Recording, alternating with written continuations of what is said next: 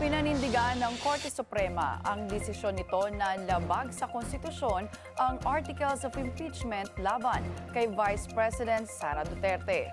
At tuluyan ng ibinasura ang hiling ng Kamara na baliktarin ang hatol. Ang detalye sa Politico Update ni Isaiah Mirafuentes ng Abante. Pinanindigan ng Korte Suprema ang kanilang naunang desisyon na unconstitutional ang Articles of Impeachment laban kay Vice President Sara Duterte. Sa unanimous decision ay nilabas ng kataas-taasang hukuman, tuluyan nilang ibinasura ang hiling ng House of Representatives na baliktarin ang desisyon nito noong Hulyo 25, 2025 dahil pasok na ito sa one-year bar na itinakda ng saligang batas. By a unanimous vote of all those participating, the Supreme Court en banc denied with finality the motion for reconsideration filed by the House of Representatives, which sought to reverse the Court's July 25, 2025 decision that declared the Articles of Impeachment against Vice President Sara Z. Duterte unconstitutional.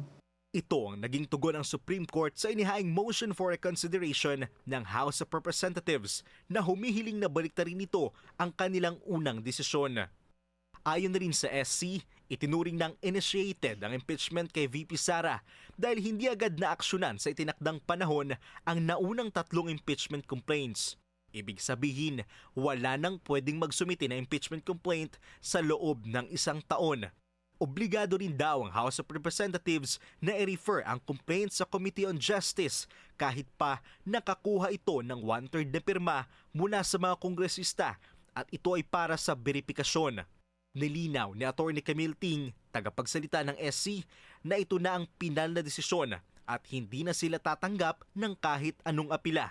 This decision of the court made sure that the constitutional rights are still protected in impeachment proceedings, and it actually expedited the proceedings with its interpretation of session days.